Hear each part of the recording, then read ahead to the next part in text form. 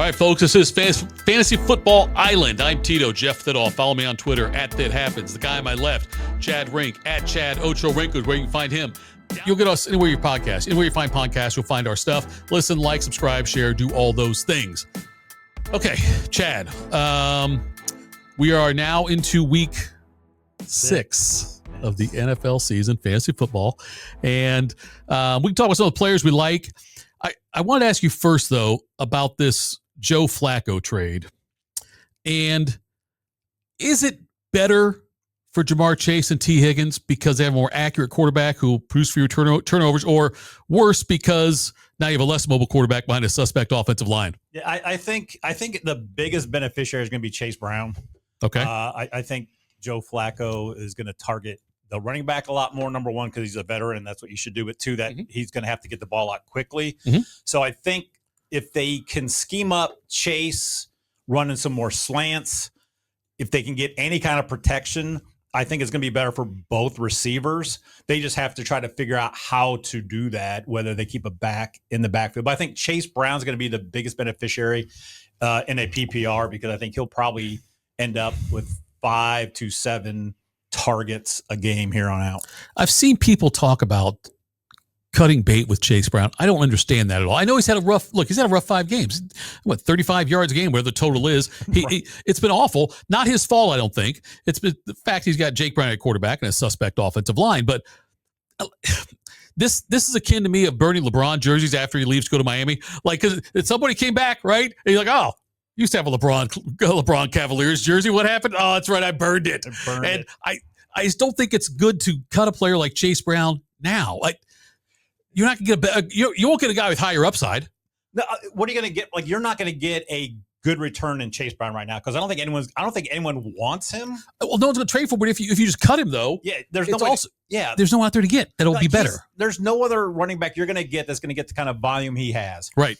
Now you got Flacco. Let's see what's going to happen. They got Green Bay this week. It's going to be rough. But Flacco's already beat the Packers. Packers. Once, I know. Yeah. So, although I think that one was at home, or may have been at Green Bay. It was at home, but I will tell you this, and I said this earlier on my radio show, the Browns defense not walking through that door. The Bengals defense is a little different than the Browns defense that shut down the Packers. But here's after this week, they've got Pittsburgh at home on Thursday night. Short week. Home against the Jets, home against the Bears, Pittsburgh again, home against New England, at Baltimore. None of those defenses are good. Right, really. After Green Bay and Pittsburgh, yeah. After Pittsburgh, you can run on them. Chase Brown. Okay. I'm just saying. And then to end out, so they have Cleveland. That's where they bookended Cleveland this year. So, but in the playoffs, they have at home against Baltimore, at Miami, home against Arizona. So there's some good matchups coming up for Cincinnati. So if you have Chase Brown, to quote Aaron Burr, just wait for it, because he's going to do something. It's that little meme, like that guy poking it. Do something. Yeah, right. Yeah. Better days are ahead of Chase Brown, because you can't get anything, I don't think, worth keeping for Chase Brown if you want to trade him. Yeah, and by the way, Chase Brown too. It's if you want to sit him for a week, if you don't like a matchup he's got, that's okay. Yeah. But no, you don't trade him. Don't cut him. No, send a message to him. Hey, let's do that. Right. On the bench. Right. But no, I'm in a couple leagues where I have Chase Brown, and I'm not starting him this week because I just have better options against the Packers. But I'm not don't go picking up Isaiah Davis or Kendrick Miller and then dropping Chase Brown. No, don't do that. Don't do that. No, it'd be foolish to do on that. Unless you're in my league, then go ahead. Hey, then go ahead. Right. Yeah. It's interesting. And we'll spend a little, what we call a training minute here. We'll talk about the art of a trade and how you execute trades, and a couple things to keep in mind. If you're in a league with very experienced players that have been in a league together for a long time, like a couple leagues that we're in, it's not easy to execute a trade. It takes a lot of work. Now, if you're in a league with a bunch of doofuses and you guys are just screwing around, it's a $10 buy-in something, you'll see guys make crazy trades. But most of the leagues that we play in, though, and even leagues that we help manage other teams for people, it is so much more difficult to make a trade, because, like I told you before, and why I'm tough to deal with, I get it. I never want to. I will always make sure I get the better end of the deal. Any deal I make, I'm assuming and confident that I got the better end of it. Yeah. With me, I'm the opposite, though. They call me with trading with me is Sunday morning, because it's easy. So, again, you always want to try to get the better end. So I just did a trade in a 2-quarterback league that I've been helping this guy run the last couple years. Mm-hmm. And it was like I talked about this before. We were at 9. Quarterbacks weren't there. And I just waited and waited and waited. Ended up with Trevor Lawrence, Bryce Young, and then a bunch. Then we ended up with Browning, and it didn't work out. And so we don't really have a third quarterback. Right. We're 4-1 in that league. We should be 5-1, but I trusted Devonta Smith. 4-2 or 5-0. There you go. Should be 5-0. Yeah, yes, should be 5-0. But just not putting a guy in for Devonta Smith, we would have won. So we needed. He really wanted a backup, and I think we needed to too. So his team had Stafford, Herbert, Penix, and Nix. Okay. So I was like, that's the guy we need to target. He could use some of the stuff we have, and we're pretty stacked, both receiver and running back. So I first was like ETN for Nix straight up. And the guy was like, I don't think he's going to go for it. Quarterbacks in this league. I'm like, that's fine. So we did, I think it was like, I did it was like, we were trying to get ETN, Waddle, Pittman. We're kind of in that. We also have Bill Krosky, Merritt. Those were the guys, because we have Hampton, who's out. Right. But we also have Gibbs and Jonathan Taylor. Okay. So I was like, these are the guys we're pieces. So he sent back, he was going to give us Penix for Waddle and Krosky, Merritt, which I thought we were giving up a little bit too much. Sure. Yeah, I would say, yeah. And this is part of the art of the trade. You're going back and forth, but you also want to go through your entire, like I went through the entire league to say, here are the 2 teams I think these are the targets I want, what to do. And this is where you got to be keen. So in this, it was Nix and Penix were the 2 we were looking at. Herbert's got a week 12 bye. Stafford's on week 8. Okay. Penix just had his. Right. Which is Nix is also on 12. So he would have been, if he would have given up Penix, he would have just had Stafford. He would have had to go pick up a quarterback. right. So I told that guy's like, hey, send it back and let him know. I don't know if he realizes you in week 12 are only going to have 1 quarterback. Right. So he did that, did it, and the trade went through. So we get Bo Nix, they get Waddle, Krosky, Merritt. I think it's a pretty fair trade in a 2-quarterback league. Right. Honestly, I think we might be getting the better end. I was willing to give up Etienne, and I think Krosky, Merritt, Etienne might be similar. Krosky, Merritt is probably going to be on the higher scoring team. Sure. But we don't know what he really is. I really would rather give up Pittman, but we have Jefferson, Pittman, Igbuka, and we have another wide receiver or something. Like we're okay because right. Jefferson's coming off bye, so we'll be good there. I will say that I think that you did well in the trade. I also think though that you won the trade because you really needed Nix. I think you gave. I think maybe given more talent on your end. Yeah. Like you gave up more than Nix is worth. But Nix is worth more to you than other people would be because you were in dire straits. Exactly. Because if we had an injury, right. Just even like I said, we're 4-1. Bryce Young's got a week 14 bye, and I told him at the beginning of the year, I don't like at that point we may not. I don't for whoever in there because we should be in the playoffs. Young may not be starting anywhere by then too. That and then it was just at week 8. Yeah. We thought Browning was going to be the guy, so we picked up Browning. We spent way too much for Browning. He wasn't. I'd also had Cousins sitting there just in case. Mm-hmm. That doesn't look like that's going to happen either. And then I didn't want to spend a ton on Flacco. Right. So it was like we had to go get somebody. And I did not want to go try to get a guy like Mahomes and have to give up like a Gibbs. Right. Someone like that. Because honestly, with the team, with the guys we have, as long as Lawrence and Young start all year and don't get hurt, they've done enough with the rest of our team, but it's just nice having down Nix because I think he's going to probably be in there a lot more. He's going to be starting this week because he's playing the Jets. So as you're looking at some of the quarterbacks for this week, and look, you got your normal starts, and Daniels, Allen, you're starting Hurts, all those guys, right? You're starting those guys, but then you start looking if you're affected at all, like by bye weeks this week, or if you're affected at all by an injury, which, I don't think Lamar Jackson's going to play again. They haven't confirmed yet, but I don't think he's going to. And also Kyler Murray did not practice. I don't know if he practiced today. No, he didn't practice yesterday. He and Lamar Jackson and even Tua and Brock Purdy all have the questionable designation as of now. But when you start looking at the guys you may have to pick up to stream, and I'm trying to think who might be out there. In some leagues, Trevor Lawrence might still be out there. and he's not terrible. It's a tough matchup with Seattle, but I think that he's playing with a lot of confidence. And you've got Darnold for Seattle at Jacksonville. So those are a couple guys I would look at maybe if you are in dire straits because of injuries. I would agree. A couple other guys. Rattler's not bad this week. He hasn't looked horrible. They're playing at home against New England. Right. I'm not too worried about New England. Bryce Young's probably out there. He probably is. They're playing Dallas. They're playing Dallas, right? That's probably the one you want to get. Right. I don't even mind. Cam Ward has not been great. That Tennessee team has not been great, but they're playing Vegas. So there are options out there if you're needing to stream somebody because you have a guy on there. But if you're looking to pick somebody up because like if you had Lamar, nobody else, there are quality guys out there. So just make sure you may have to not worry so much about matchup and just maybe get the best guy because it could be Darnold and just be he threw 300 some yards. Yeah, he had a great game on my bench. On your bench, that's smart. You should have your own podcast. Exactly. Some of the best pickups at running backs. I mean, Rico Dowdle had a huge game obviously this week, and he's licking his chops playing Dallas. But we're not sure if Chuba Hubbard is going to play or not. I still think, even if Hubbard plays, I still think Dowdle, they ride hot hand. I think that he will end up getting more touches, and because even before Hubbard got hurt, Dowdle was the more productive. I think, like as far as just like the per touch kind of thing, and he really exploded last week. Yeah, I mean, I agree, and he's got the revenge narrative against Dallas. So, I think if you're Carolina, why play Hubbard? Right. Come back off an injury. Yeah. Let Dowdle look great.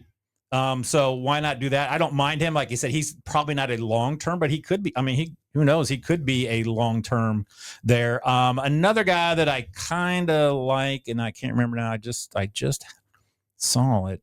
There was a decent matchup that I liked, and now I can't find it.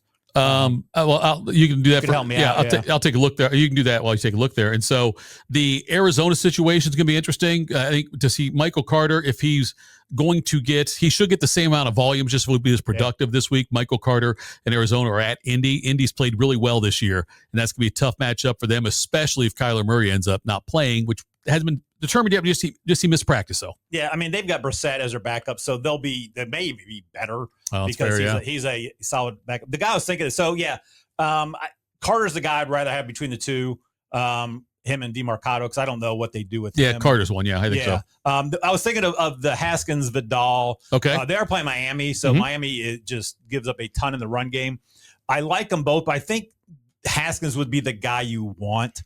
I think Vidal is really going to be more of a third down passing guy.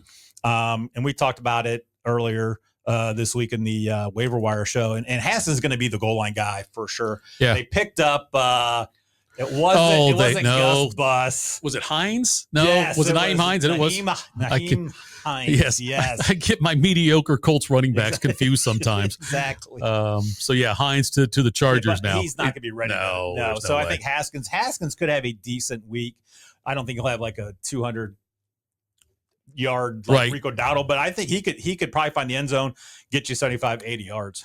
And I'm still on the Kendre Miller train. I think that, I think they will end up giving him the ball more often than Kamara gets it. And when you're looking now at the situation with Kansas City, you've got Pacheco and Kareem Hunt both there. I feel like the New England and the Kansas City situations, running backs are about the same. I don't know who the hell to start. Like Stevenson or Travion Henderson. I don't know. Yeah. I can't, because I can't get into Vrabel's head, but I have no problem admitting I have no idea who. And the same thing with Kansas City. I don't know if it's Pacheco or I don't know if it's Kareem Hunt. I don't know which one got the better numbers. With New England, it's weird because I think that Stevenson, how many more times do you have to fumble? I know. And Henderson's your future. Both you guys went to Ohio State, Mike Vrabel. You'd think you'd have that little thing going on. I did hear in the Kansas City game, or I heard somewhere, Kareem Hunt has all the inside the 5 touches. Okay. For them. So, he's, right. So I think Hunt's the guy to own there. Pacheco has not looked great. Hunt's older, but I think they trust Hunt enough. He's getting the goal line carries. And I think Brashad Smith's really just going to be that change of pace guy. He'll probably get in here or there, but I don't think Smith's going to be a guy this year that's really going to produce unless like both those guys get hurt. So I think Hunt's the guy if you have him. I think he's the guy you can trust more. Any other running backs out on your list there? No, I do like Kendrick Miller. If you can try to go get him, he's had 10 and 11 carries last couple of weeks. Kamara's on the trading block. I would not mind that. A guy that you could stash, I was just talking about running backs. Isaiah Davis is a guy maybe, because there is talk now, and there was talk at the beginning of the year that the Jets may look to move Breece Hall because they don't want to sign him. Right. And they could get a haul, I think, for Hall. The Chiefs would love to have him, I think. The Bears, hello Bears, go get Breece Hall right now. I like DeAndre Swift. I do, but he's DeAndre Swift. It's like, I'm trying to think. It's like a grilled cheese. Like a grilled cheese is fine. I like a grilled cheese, but like if I could have like a double cheeseburger, like I'm taking the double cheeseburger. So go get Breece Hall. Go get 2 all beef patties, special sauce, lettuce, cheese, pickles, onions on a sesame seed bun. That's not a double. That's a Big Mac. That's not a double cheeseburger. It's still a double. You're right. Patty. That's fine. You're right. That's fine. Yeah. So I think Isaiah Davis could be a guy to stash because if they move off on Hall, it is Davis's backfield. I'm optimistic about DK Metcalf this week. Yes. Just because I wonder if with the week, the time off, 10 days off, I wonder if they've installed more of a vertical passing offense and some options there, which would play to, I mean, even if it's not, we saw Metcalf run one for 80 yards after catching like a little 10-yard pass. Right. But so if they do that, though, that gives me more confidence in DK Metcalf. By the way, also Aaron Rodgers in that regard, if that happens. What are you doing about the Philadelphia receiver situation? I think if you have A.J. Brown, unless you happen to get just draft really, really well, they're playing the Giants, so I part of me thinks this is just going to be a Saquon game. They're just going to run it with Saquon and give it to him 30 times. But I think if you have Brown, you start him. Okay. Smith is the more interesting one because Brown you ended up taking in the first, second round. Sure. Smith you got later. And I mean, I think if you have to, you play them. But it's tough because it's more of a flex play. Yeah. And I have Smith in a league, and I only played him really that 1 week, and he sucked, and I should have played Etienne over him. That's the one we lost. Yeah. So I think it just depends on who you have, and it's really matchup dependent. I think it's a good matchup for him. The issue is you play them, they play tonight, and then if they give you a 4-burger, like I'm hungry, I guess. And they keep all food. So that just screws you. So if you're playing them, play them in the wide receiver spot, not the flex spot. Good call by you on that one. Yeah. And we're still waiting to see if Terry McLaurin's going to play or not. I don't think he is. I think that's highly unlikely that he gets into the game. He plays this week, I'm sorry, because of his injury. Yeah. And then looking at the Buffalo situation now, as far as their receivers, is Shakir flex worthy?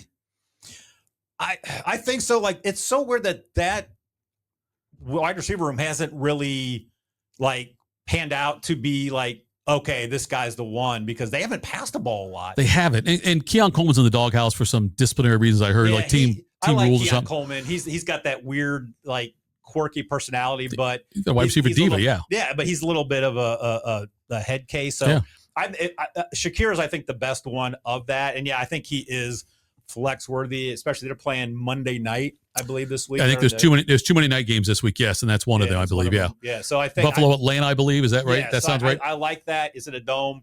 I think Shakir is a good flex play. Okay, we'll close up here with tight ends, or maybe we'll do a defense thing here too. Okay, is there a tight end that's out there you think that people, if they're looking to stream one or just want to take a chance, take a flyer on somebody, is there someone out there that you would say, you know what, let's look at this guy?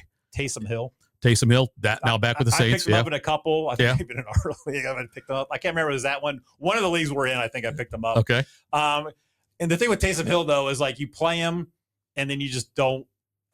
You just hope you play him when he gets to 25. Right. Yeah. So it just depends, especially if Kamara gets traded. Yeah. Then I think Hill plays a bigger role in that running game. I don't think he's going to be running a ton of routes, but he still could, and he could throw a touchdown or so. Right. So that's one, I think, if you're really just looking, that would be a guy just the stash to take a flyer on. In one of my leagues that I'm running for somebody, a guy was trying to unload Travis Kelce to us. Okay. And I told the guy, I said, look, we don't need Travis Kelce. Yeah. We've got Jake Ferguson, and we've got We got Jake Ferguson and we got Theo Johnson. I'm fine. I don't need to trade for Travis Kelce. You don't need multiple tight ends. Like, you just need one for your bye. Right. Another one I'd look at, because he just had his bye, and I think he's going to be more in the offense, is Colston Loveland. You might be able to get him pretty cheap. Yeah. Because someone may be off of him. They probably already have somebody else that they picked up that's better. So I think Colston Loveland's one.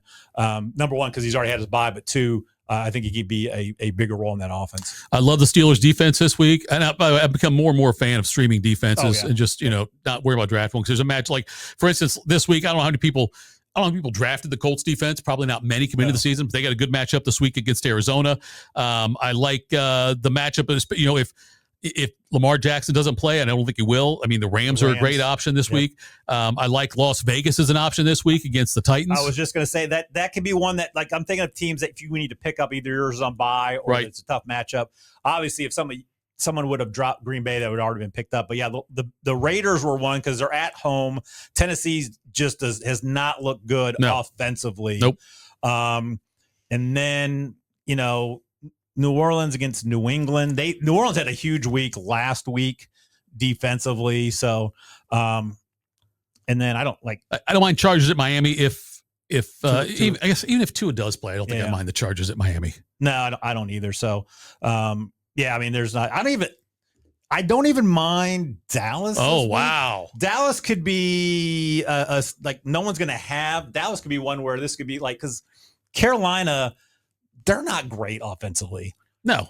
Unless they're playing Atlanta. Right. Yeah. Then they're good. But Dallas could be another sneaky one where if you just have to pick somebody up because you're on bye, I'm almost positive they'll be out there. I'm sure they'll be out there. Yes. If the only way they're not is if you play in a 31 team league, then somebody else would have had them, and probably the Bengals would be the one out there.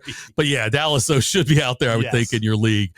All right. That's it for Fantasy Island. Thanks so much for tuning in. Again, at Chad Ochorinco. I'm at That Happens. Download the app. It's free for Apple and Android users.